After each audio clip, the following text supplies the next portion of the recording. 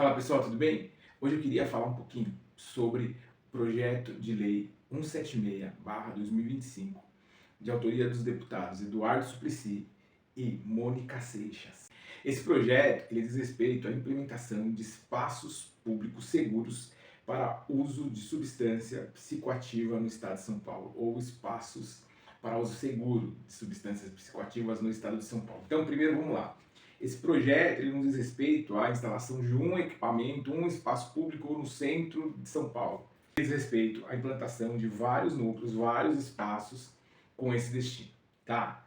Qual que é a justificativa? Segundo os autores do projeto, a Cracolândia já existe há 30 anos, ela está num crescimento e o poder público não consegue diminuir esse crescimento e mudar o cenário hoje do que acontece no centro. Eles falam ainda, e isso é verdade, que várias Cracolândias hoje elas estão sendo construídas, né, por esses usuários, tanto nas regiões periféricas do município de São Paulo, quanto nas cidades do interior e do extremo da capital paulista. Bom, posto isso, eu queria só pegar uns dados da prefeitura, do sistema de monitoramento, tá? De usuários na região da Luz. Ele usa um dado, uma matéria da Globo, né, que fala o seguinte, essa matéria, ó. Eu estou aqui com uma cópia do projeto de lei.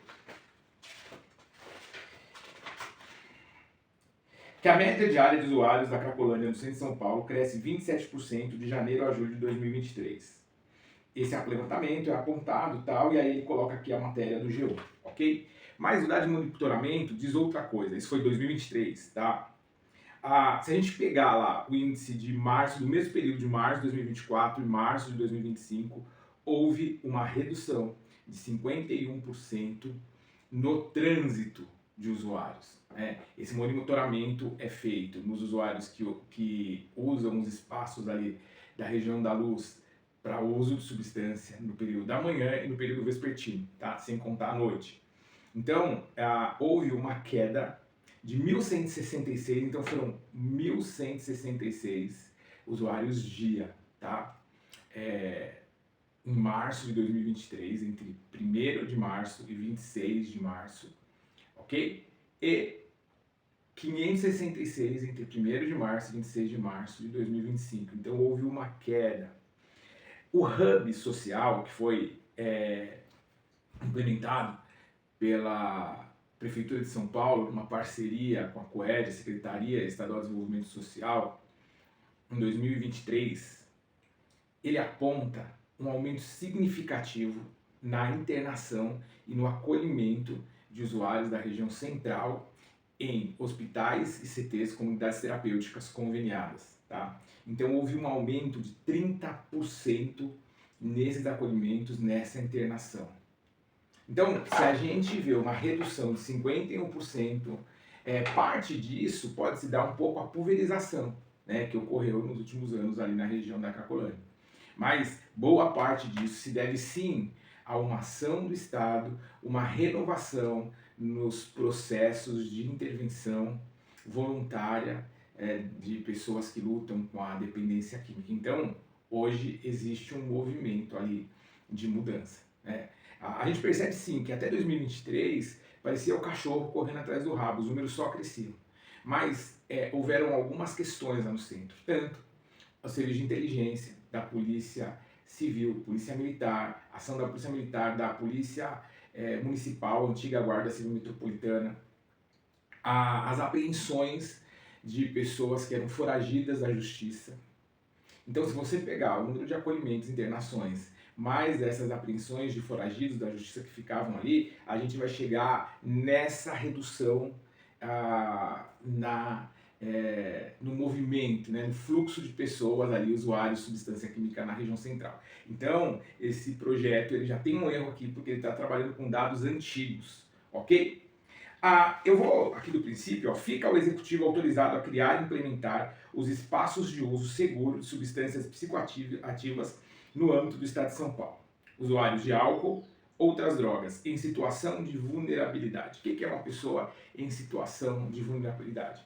É uma pessoa que ela tem sérios riscos econômicos, riscos à saúde dela, ao bem-estar, tanto físico como social, ok?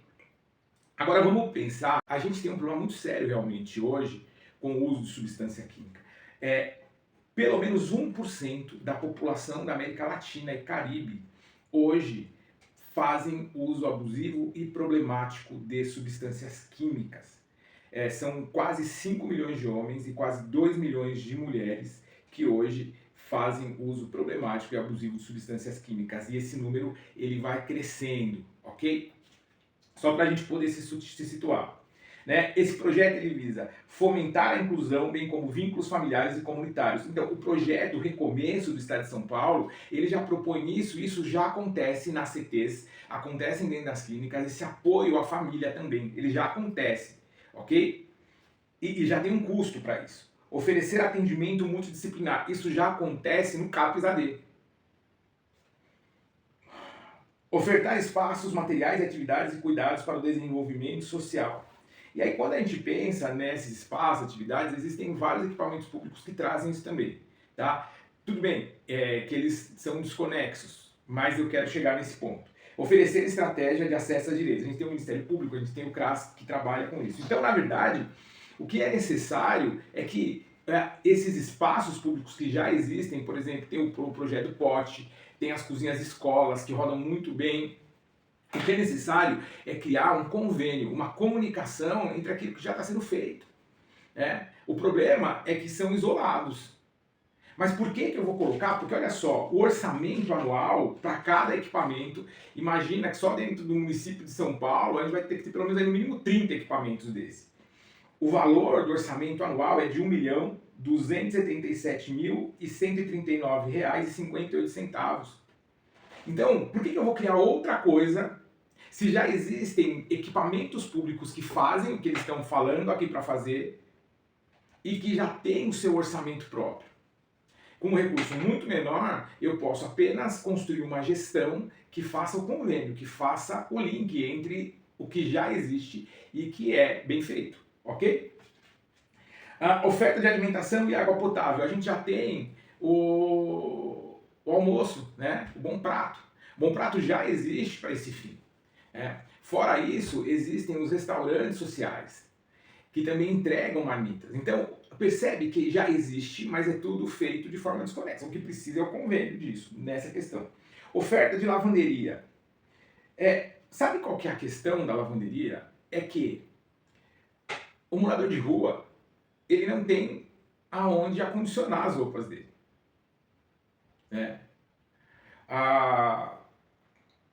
Então, a gente precisa começar a pensar. E mesmo assim, poxa, legal, dá para fazer isso. Já existem equipamentos públicos que podem fazer esse serviço, sem eu precisar alugar um espaço, sem eu precisar gastar com infraestrutura. É um projeto que no papel ele faz muito sentido, mas quando você começa a pensar sobre ele, uma questão interessante aqui, ó, algumas questões, que ele coloca até uma frase do Bravo aqui, que ele, nos comentários que ele faz sobre o RD, sobre a redução de danos. Esse movimento aceita, a redução de danos, aceita que, bem ou mal, as drogas ilícitas, fazem parte desse mundo. E escolhe trabalhar para minimizar seus efeitos danosos ao invés de simplesmente ignorá-los ou condená-los. Então vamos lá, como que a gente faz uma redução de danos? Se a gente olhar quais são os danos causados, então são danos familiares. A primeira coisa, são danos familiares. Eu atuo há mais de 30 anos junto a comunidades terapêuticas, a gente desenvolveu há 5 anos um programa de reabilitação. Então, a primeira coisa é o dano familiar, o dano de relacionamento. Aí você tem os danos neurológicos e os danos fisiológicos. Muitas mães me procuram o tempo inteiro e elas falam assim, a única coisa que eu queria é ter meu filho de volta. Eu falo, mãe, você nunca mais vai ter seu filho de volta. Você pode ter uma pessoa recuperada, uma pessoa que vai poder ter uma vida saudável, a medida do possível, com a redução desses danos. E que redução é essa? Ele sair do ambiente. Porque, olha só, não adianta eu ir para um lugar, fazer um consumo higiênico, como eles colocam aqui, só que depois eu voltar para um ambiente nocivo. A outra questão é realmente os danos neurológicos, ansiedade, depressão, toda a substância psicoativa, ela interfere na forma com que o meu cérebro, com que o meu sistema nervoso funciona. O outro problema é que, poxa, eu vou ter lá no espaço alguém que vai falar assim, olha, você precisa fazer um uso controlado. Se existe uma quantidade ideal, mas ó, a quantidade ideal é essa. E o que a gente vai fazer com o fenômeno da tolerância? Quanto mais substância a pessoa usa, mais tolerante o organismo dela, o sistema nervoso central dela fica a essa substância. Então ela precisa consumir mais. A segunda questão, né? Esses caras, eles vão comprar onde? Eles vão ter que chegar com isso lá.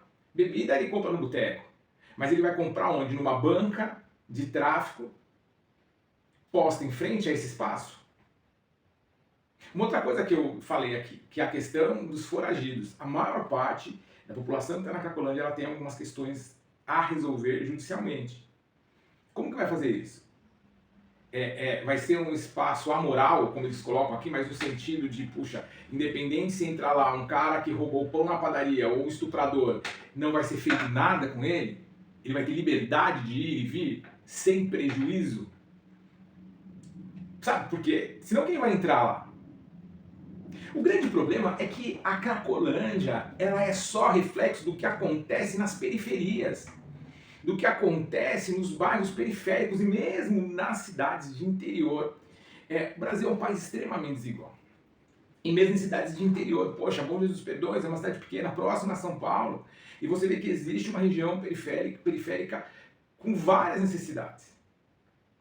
A Organização Pan-Americana de Saúde, ela traz que o maior uso de substâncias acontece em países, cidades e bairros que têm um grande poder aquisitivo, um PIB per capita alto. Mas os danos disso acontecem em países, cidades, bairros, municípios que têm a menor renda per capita, porque já existe um problema estrutural ali. Aquele cidadão que hoje tem seus 20, 30 anos e está lá na Cracolândia, ele começou a usar, mais de 90% deles, começou o uso na periferia, com 10, 11, 12 anos. Ele foi trabalhar para o tráfico. Quando chega na maioridade, ele não serve mais para o tráfico. E ele também se torna um peso ali no local para o próprio tráfico, porque ele vai precisar ir atrás de recursos para poder usar a droga e ele acaba chamando a atenção da polícia. Então, ele é expulso ali da região. E ele vai para a Cracolândia. Ele vai para o centro. Ele vai aonde ele consegue manguear, fazer pequenos furtos, doações, para que ele possa manter o vício. Então, um valor desse, se a gente pensar só em São Paulo, pelo menos 30 equipamentos desse a 1,5 milhão quase, a gente está falando de quase 45 milhões de reais. Imagina esse dinheiro investido em parcerias, convênios com ONGs, com academias, com clubes, para que seja feito um trabalho de educação e prevenção nas escolas, com cursos de arte, música, esporte, para que essa criança, antes dela ser cooptada pelo tráfico, ela seja convertida a um estilo de vida e uma visão diferente que vai tirar ela daquele ambiente, que vai mostrar outras possibilidades para ela. Será que vale a pena um investimento desse se em 2 anos o Hub ele conseguiu aumentar em 30% os acolhimentos, internações e tratamentos, muitos deles com RD, e diminuir em 51% o fluxo na região da luz? Opa, peraí. Por que a gente vai mexer em time que está ganhando? Por que a gente vai gastar uma verba tão grande? Porque aqui, inclusive, esse orçamento está furado, porque esse orçamento só fala de cargos e salários. Mas existe muito mais aqui. Eu poderia falar de internet, de telefone, de acesso à internet, telefone, de área de lazer, de projetos educativos. Então a gente pode multiplicar por 10 esse orçamento. Agora, qual é a real intenção de um projeto desse? Será que é realmente atender essa população vulnerável? Sabe, eu queria que a gente pensasse e discutisse sobre isso. Eu sei que esse vídeo vai ser assistido por muitos pastores, líderes cristãos. Eu acho que a gente precisa começar a debater sobre isso. Eu recebo todos os dias ligações de pastores, de líderes procurando acolhimento, procurando internação para pessoas que chegam lá na comunidade, pensando em formas de se associar ou de se conveniar algum CT para que ele possa mandar as pessoas que precisam. Agora, eu nunca recebi um pastor falando assim, o que a gente pode fazer para prevenir? Poxa, eu estou vendo um menino que é na igreja lá quando ele tinha 9 anos, mas hoje ele tem 11 e ele já está começando a trabalhar na lojinha lá. Como que a gente pode prevenir isso? O que a gente pode fazer para prevenir isso? Sem protagonismo, sem protagonismo nenhum. Porque o grande problema é isso, né? A gente quer ser dono do projeto, a gente quer levar o louro daquilo, e não é sobre isso. Mas é sobre ser um agente de transformação. Enquanto a gente não começar a trabalhar na prevenção, eu visito, hoje menos, mas eu visitava muitas escolas, dando palestras e tal. E assim, o número de crianças, não estou falando nem adolescente, 9, 10, 11 anos, que a gente conversa com professores, os professores trazem o problema, olha, aquela criança ela já não está vindo porque ela começou a fumar maconha. Poxa, uma vez eu vi uma menina de 11 anos, numa escola, que ela não estava conseguindo ficar o período letivo lá por conta de abstinência. Então, a melhor maneira de você diminuir o número de indivíduos que fazem uso problemático e abusivo de substâncias químicas é tratar a raiz. É começar a diminuir o número de pessoas, de crianças e adolescentes que entram no uso abusivo e problemático de substância. E parar de projetos populistas e político-ideológicos, que não tem sentido nenhum.